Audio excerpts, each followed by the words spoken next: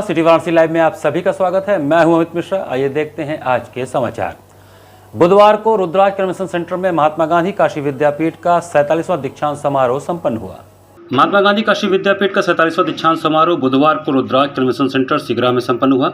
अध्यक्षता करते हुए राज्यपाल एवं कुलाधिपति आनंदीबेन पटेल ने कहा कि राष्ट्रपिता महात्मा गांधी के नाम एवं मूल्यों पर स्थापित इस विश्वविद्यालय का यह 47वां दीक्षांत समारोह है, जो गौरव की बात है। राज्यपाल ने कहा कि शिक्षा में डिग्री के साथ सबसे पहले कर्तव्य बोध एवं राष्ट्रबोध होना चाहिए। जीवन परिवर्तन के लिए शिक्षा है, डिग्री के लिए नहीं। उन्होंने कहा कि छात्रों को छात्रावास एवं विश्वविद्यालय के प्रति अपना कर्तव्य पूर्ण करना चाहिए। हमें स्वच्छता एवं पर्यावरण के प्रति जागरूक होना होगा। बिना जागरूकता के विकसित भारत का लक्ष्य पूर्ण नहीं होगा। पर्यावरण को हम लोगों ने बिगाड़ा है, उसे हमें ही सुधारना होगा। कुलाधिपति ने प्राकृतिक आपदाओं पर चिंता व्यक्त करते हुए कहा कि आपदाओं से बचने के लिए हमें शोध करने की आवश्यकता है, जिससे जनहानि कम से कम हो। मुख्य अतिथि पद्मश्री प्रोफेसर सरोज चूड़ामणि गोपाल ने कहा कि महात्मा गांधी काशी विद्यापीठ का गौरवशाली इतिहास रहा है। काशी विद्यापीठ महापुरुषों की विरासत है। इस विश्वविद्यालय से कई महान विद्यार्थी गण पढ़कर निकले हैं। प्रोफेसर सरोज ने कहा कि कुलपति प्रोफेसर आनंद कुमार त्यागी ने काशी विद्यापीठ को आगे बढ़ाया है। उन्होंने कहा कि टीम वर्क से ही कोई संस्था आगे बढ़ती है। गुरु तभी सफल होता है जब विद्यार्थी अच्छे आचरण से शिक्षा ग्रहण करे। उन्होंने कहा कि युवा शक्ति दिव्य होती है, वह कुछ भी कर सकती है। हमें अच्छे संस्कारों के साथ कार्य करना होगा।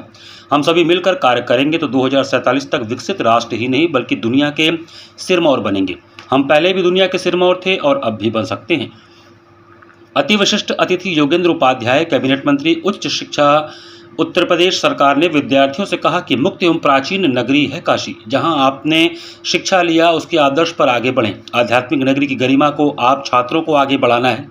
आपको समाज में अपनी भूमिका तय करनी होगी। आपको डिग्री दिलाने में देश, सरकार और समाज का योगदान है। विशिष्ट अतिथि रजनी तिवारी, राज्य मंत्री उच्च शिक्षा, उत्तर प्रदेश सरकार ने विद्यार्थियों को संबोधित करते हुए कहा कि आपकी उपाधि से राष्ट्र को विकसित करने में सहयोग करें। दीक्षांत शिक्षा का अंत नहीं बल्कि एक पड़ाव है, जिससे लक्ष्य के लिए आगे बढ़ना होगा। समारोह की शुरुआत में काशी विद्यापीठ के कुलपति प्रोफेसर आनंद त्यागी द्वारा विश्वविद्यालय की उपलब्धियों को कुलाधिपति के समक्ष रखा गया। उन्होंने कुलाधिपति के प्रति विश्वविद्यालय को लगातार समय देने के लिए धन्यवाद ज्ञापित किया। दीक्षांत समारोह में 101 विद्यार्थियों, जिसमें 27 छात्र एवं 74 छात्राएं को कुल 103 स्वर्ण पदक प्रदान किया गया, जिसमें स्नातक के 30, 7 छात्र और 23 छात्राएं एवं स्नातकोत्तर के 71, 20 छात्र एवं 51 छात्राएं शामिल थे। 2 उत्कृष्ट खिलाड़ियों एशियन यूनिवर्सिटी पावर लिफ्टिंग में कुमारी अमृता एवं कार्तिक को मेडल दिया गया। वहीं स्नातक के 55,642, जिसमें 21,387 छात्र, 34,252 छात्राएं एवं 3 ट्रांसजेंडर थे। स्नातकोत्तर के 15,322 विद्यार्थी, जिसमें 3,838 छात्र एवं 11,484 छात्राएं एवं पीएचडी के 178 विद्यार्थियों, जिसमें 111 छात्र एवं 67 छात्राएं थीं, उनको उपाधि प्रदान की गई। इस तरह स्नातक, स्नातकोत्तर एवं शोध के कुल 71,243 में से 25,363 छात्र, 45,877 छात्राओं एवं 3 ट्रांसजेंडर को उपाधियां दी गईं। 27वां दीक्षांत समारोह में चंदौली जिले के 5 आंगनवाड़ी कार्यकर्त्री को महामहिम राज्यपाल द्वारा सम्मानित भी किया गया, जिसमें वंदना सिंह चौहान, सिंधु यादव, नीतू सिंह, विंध्याचली कुमारी एवं माया पांडे शामिल हैं। साथ ही आंगनवाड़ी कत्रियों को किट का भी वितरण किया गया। दीक्षांत समारोह के अवसर पर हुए विभिन्न प्रतियोगिताओं के विजेताओं को भी सम्मानित किया गया। इस अवसर पर भारत रत्न डॉक्टर भगवान दास जी की प्रतिमा का ऑनलाइन अनावरण एवं दीक्षांत समारोह की स्मारिका का अनावरण कुलाधिपति एवं अन्य विशिष्ट गणों ने किया। मैंने देखा है ना 50-50 टुकड़े करके बीम में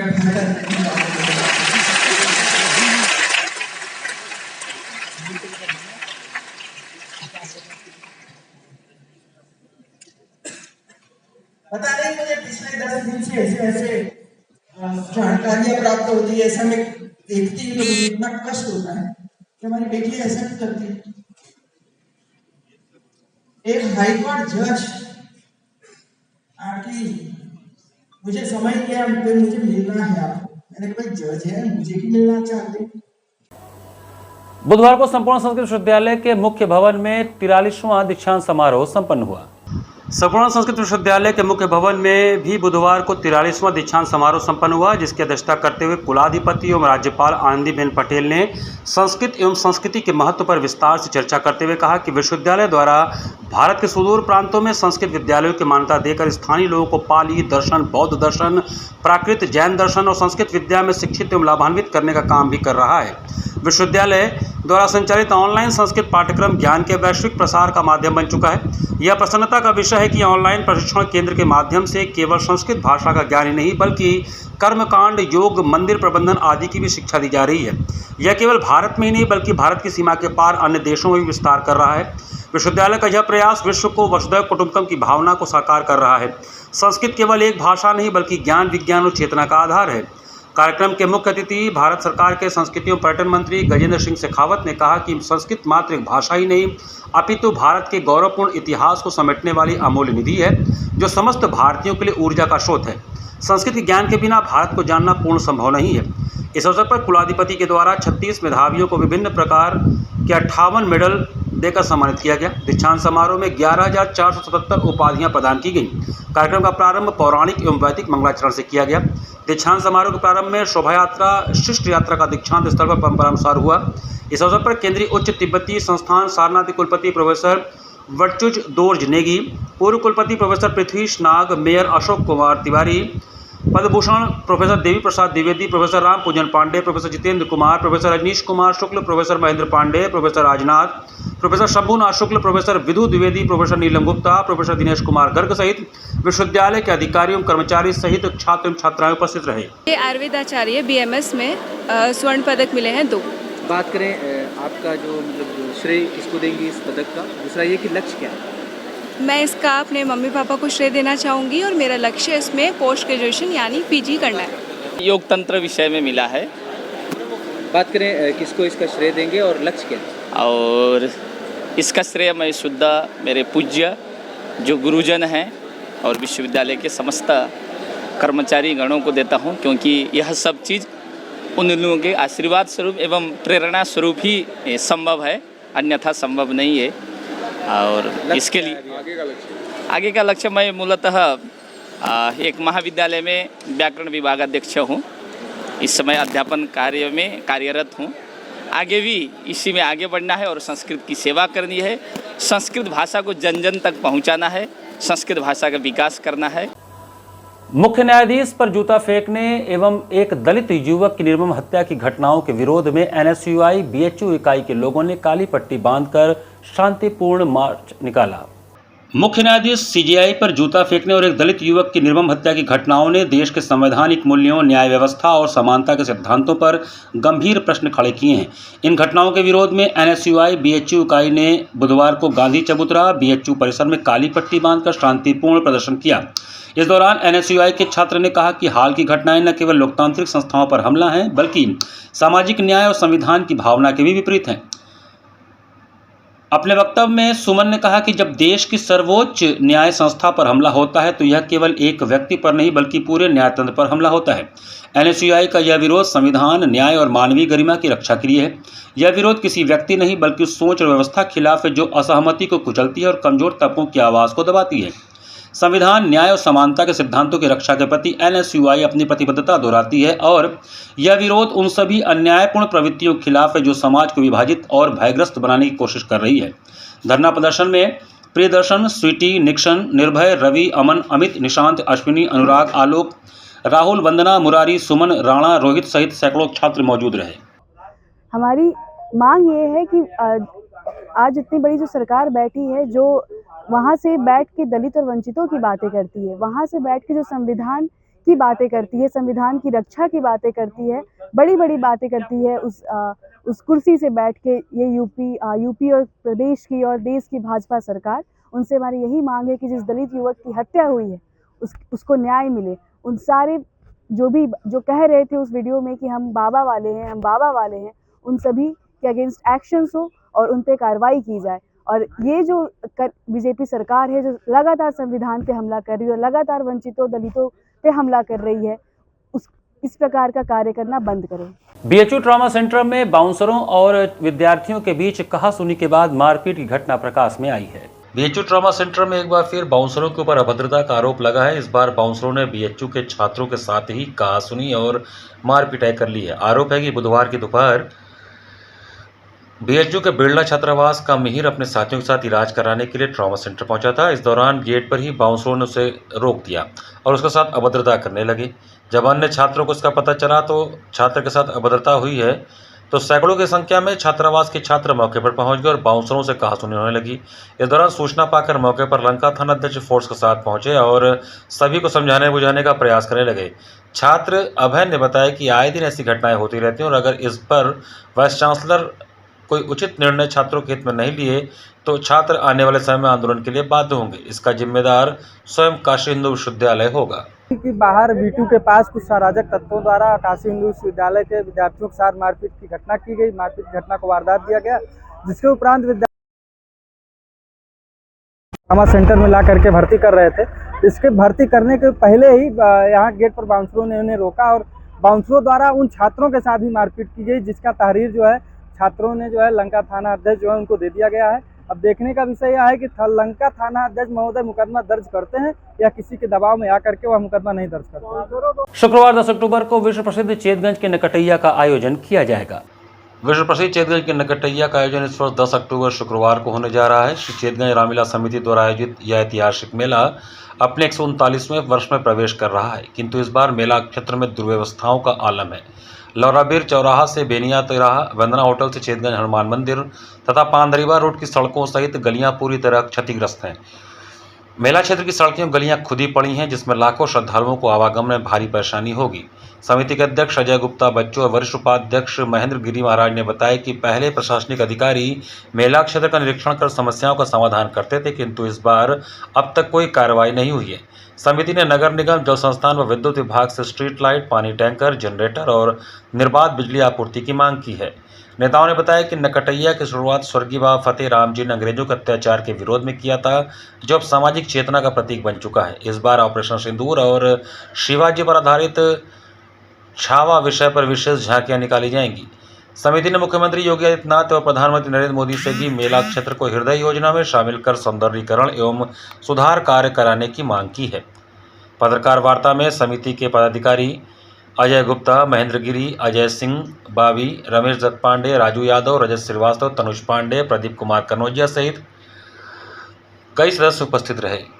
व्यवस्था श्री राम की है, श्री राम के भरोसे चल रही है। सारी चीजें कागजात अपना दे दिया गया है प्रशासन शासन को, जितना उनसे हो बनेगा बनेगा। भगवान राम का काम है, वो काम निपट जाए। पिछली बार नकटैया इस बार नकटैया में क्या अलग है? हर बार कुछ न कुछ हम लोग अंतर्राष्ट्रीय मुद्दे पर कुछ न कुछ लाग विमांग स्वांग देते हैं। जैसे माननीय महेंद्र जी ने बताया कि इस बार दिखाएंगे वो ऑपरेशन सिंदूर, एक छावा करके है, पिक्चर आई थी छत्रपति शिवाजी के बाद के योद्धा थे, उनके ऊपर है। भारतीय सब्जी अनुसंधान संस्थान में राजकीय बालिका हाई स्कूल भदोही के विद्यार्थियों ने एक दिवसीय शैक्षणिक भ्रमण किया।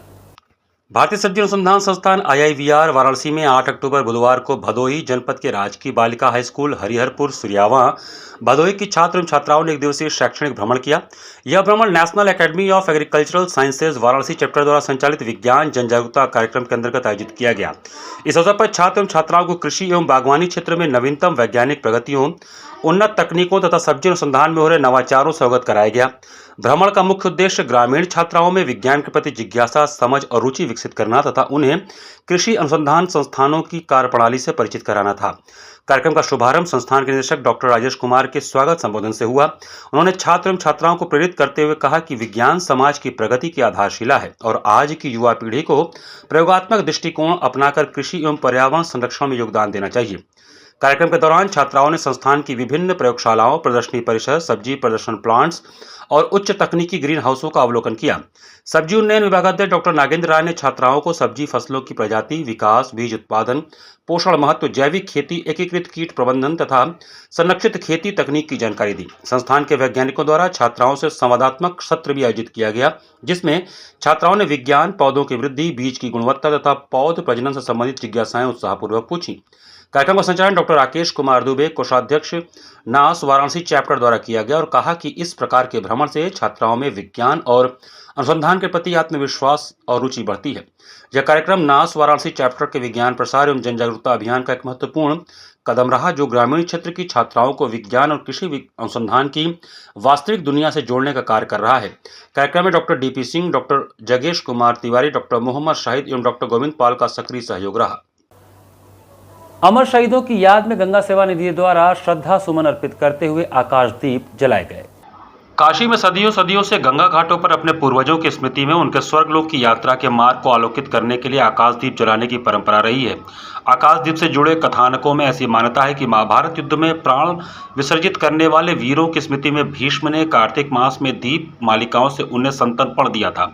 1999 कारगिल युद्ध ने गंगा सेवा निधि को इस बात के लिए प्रेरित किया कि अतीत से लेकर आज तक के समस्त वीर योद्धाओं की स्मृति में आकाशदीप जलाकर अपनी भावांजलि दी जाए और इस भाव ने काशी की सदियों पुरानी आकाशदीप की परंपरा को राष्ट्रवाद से जोड़ दिया है। मान्यता है कि कार्तिक माह के समान कोई माह ही नहीं, सतयुग के समान ही कोई युग ही नहीं, वेदों के समान कोई शास्त्र ही नहीं और गंगा के समान दूसरा कोई तीर्थ ही नहीं है। और गंगा के घाट पर कार्तिक माह में जलता ये आकाशदीप इस बात का परिचायक है कि हमारे शहीदों के प्रति हमारे मन में श्रद्धा की रोशनी कितनी उज्ज्वल है। देव दीपावली महोत्सव पर भगीरथ शौर्य सम्मान से सम्मानित कर शहीदों को नमन किया जाता है। आकाशदीप कार्यक्रम का प्रारंभ बुधवार को सायंकाल दाशमेध घाट पर हुआ। आकाशदीप कार्यक्रम का समापन कार्तिक पूर्णिमा के अवसर पर 5 नवंबर 2025 को संस्था द्वारा आयोजित आध्यात्मिकता और राष्ट्रवाद को समर्पित भव्य देव दीपावली महोत्सव में भगीरथ शौर्य सम्मान से सम्मानित किया जाएगा। साथ ही शहीद परिवारजनों को सहायतार्थ राशि भी निधि परिवार की ओर से दी जाएगी। कार्यक्रम का प्रारंभ गणपति वंदना व देशभक्ति गीत से हुआ। गंगा सेवा निधि के संस्थापक स्मृति शेष पंडित सत्येंद्र मिश्र जी को श्रद्धा सुमन अर्पित करके प्रारंभ किया गया। इस अवसर पर गंगा सेवा निधि के सुशांत मिश्र अध्यक्ष, सुरजीत सिंह सचिव, आशीष तिवारी कोषाध्यक्ष एवं पंडित इंदुशेखर शर्मा और अन्य सदस्यों ने अमर वीरों को नमन करते हुए अतिथि वृंद का स्वागत किया। इस अवसर पर कार्यक्रम में मुख्य रूप से उपस्थित मुख्य अतिथि के रूप में दयाशंकर मिश्र दयालु, राज्य मंत्री स्वतंत्र प्रभार, आयुष, खाद्य सुरक्षा थे। अध्यक्षता के रूप में महंत शंकरपुरी अन्नपूर्णा मठ मंदिर ने किया, जबकि अति विशिष्ट अतिथि में अशोक तिवारी महापौर वाराणसी नगर निगम, सौरभ श्रीवास्तव विधायक कैंट व विशिष्ट अतिथि 95 battalion CRPF Varanasi commandant Rajeshwar Balapurkar, 4 वायुसेना प्रवरण बोर्ड वाराणसी से group captain Sachin Sood, 39 GTC Varanasi से मेजर आशीष थे। कार्तिक पूर्णिमा का पहला दिन है। शहीदों के लिए दीप प्रज्वलन करके उनके लिए आत्मा की शांति के लिए दीपावली की ऊर्जा दी जा रही है और ये देना चाहिए कि भारतीय संस्कृति के अनुसार पितरों का वास काशी में होता है और उनके लिए रोशनी की आवश्यकता पड़ती है, इसलिए दीपदान करना और भारतीय सेना के जो जवान शहीद होते हैं उनके लिए दीपदान करना हमारी भारतीय संस्कृति को एक संस्कार के रूप में लाती है और ये कार्य हम लोग को करना चाहिए और हर भारतवासी को अपने पूर्वजों को दीपदान कार्तिक मास में करना चाहिए। शहीदों उन सेनानियों को इस पवित्र माह में, कार्तिक के पवित्र माह में ये आकाशदीप का प्रज्वलन आज किया गया है गंगा सेवा निधि के द्वारा। ये काशी की परंपरा है। हम अपने उन लोगों को, चाहे वो सैनिक हो, चाहे वो देश में अकाल मृत्यु प्राप्त किए बहुत सारे ऐसे लोग हैं, उन सबको कहते हैं कि एक अपने नमन करने के लिए, श्रद्धा सुमन अर्पित करने के लिए ये आकाशदीप जलाना, प्रज्वलित करना एक ऐसा माध्यम है जिनसे हम उन शहीदों को अपनी श्रद्धांजलि अर्पित करते हैं और कार्तिक के इस माह में उनको अपने श्रद्धा सुमन अर्पित करते हैं। जीवनदीप अस्पताल के मालिक डॉक्टर गौरव त्रिपाठी के अवलेशपुर रोड स्थित मकान में लाखों की चोरी की घटना प्रकाश में आई है। रोनिया थाना अखरी चौक के अंतर्गत अवलेशपुर वृंदावन रोड पर स्थित जीवनदीप हॉस्पिटल के मालिक डॉक्टर गौरव त्रिपाठी घर पर चोरी हो गया। उन्होंने बताया कि यहां बारिश के बाद से अत्यधिक जल जमाव हो गया था, जिसके चलते मेरी पत्नी चुनार स्थित मेरे पैतृक निवास पर ही रह रही है और मैं भी कुछ दिनों से यहां नहीं आया था। आज मेरे मोबाइल पर मेरे स्टाफ द्वारा मुझे लगभग 11 बजे सूचना मिली कि घर पर चोरी हुई है। चोरों ने घर के मेन गेट जो कि लोहे का था उसे किसी चीज़ से तोड़कर अंदर घुसे।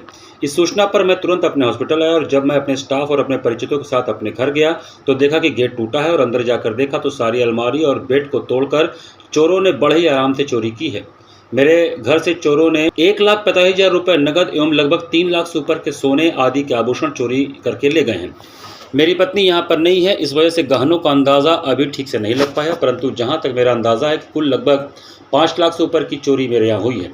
वहीं जहाँ एक तरफ वाराणसी पुलिस कमिश्नर दावा करते हैं कि 12 थाने में 112 पुलिस और फैंटम पुलिस रात में दिन में सक्रिय और हमेशा गश्त लगाती रहती है, इसके बावजूद चोरों के हौसले इतने बुलंद हैं कि चोर अपने काम में सफल हो जा रहे हैं। कहीं ना कहीं पुलिस की सफलता इस मामले में दिख रही है, क्योंकि अगर लगातार गश्त होता रहे तो चोरों के हौसले इतने बुलंद नहीं हो सकते। व्यक्ति ने यहाँ पे हमारे मेन दरवाज़ा जो है इसको तोड़ करके ऊपर गए हैं और जा कर के घर के सारे सामान को स्थिर रूप से बैठ करके वहाँ चोरी हुई है और काफ़ी पैसा लगभग 1,45,000 रुपये प्लस 15 से 20 ग्राम के आसपास ज्वेलरी गहने की चोरी हुई है। तो गहने की अगर कीमत की बात की जाए तो कितने तक के गहने होंगे?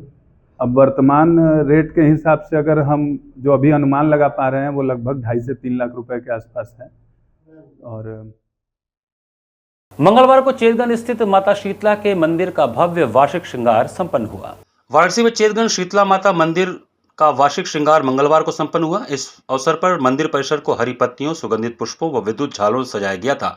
वार्षिक श्रृंगार के तहत पूरे दिन विविध धार्मिक अनुष्ठान किए गए। शाम को हवन पूजन पाठ कर आरती का भव्य आयोजन हुआ। हवन पूजन व आरती के बाद भजन संध्या कार्यक्रम हुआ, जिसमें कलाकारों ने शीतला माता के चरणों में सुमधुर भजनों को सुना कर हाजिरी लगाई। इस अवसर पर चेतगंज थाना प्रभारी विजय कुमार शुक्ला बतौर अतिथि उपस्थित रहे, जिनका कार्यक्रम के व्यवस्थापक गोविंद जायसवाल ने अंगवस्त्रम व स्मृति चिन्ह प्रदान कर स्वागत किया।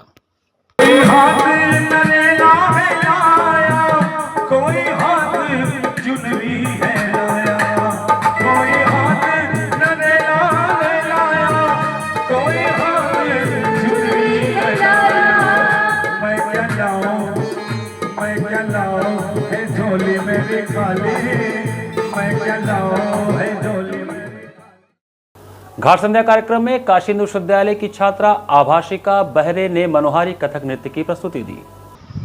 जिला प्रशासन की अभिनव पहल पर बुधवार को सुबह बनास के अंतर्गत घाट संध्या कार्यक्रम में काशी हिंदू विश्वविद्यालय की युवा छात्रा आभाषिका बहरे ने उत्तर भारत के प्रसिद्ध कथक नृत्य की प्रस्तुति का शुभारंभ शिव स्तुति तत्पश्चात पारंपरिक कथक दुर्गा भजन एवं समापन तराना से किया।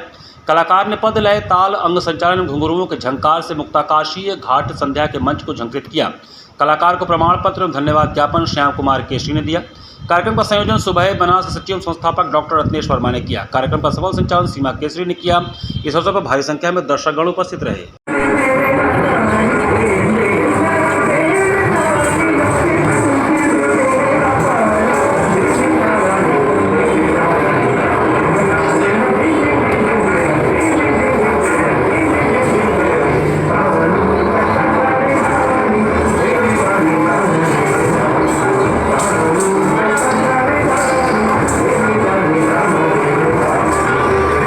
ग्यारहवीं Uttar Pradesh roller skating championship में नवनीता कुंवर पब्लिक स्कूल की छात्रा शानवी सिंह का चयन हुआ।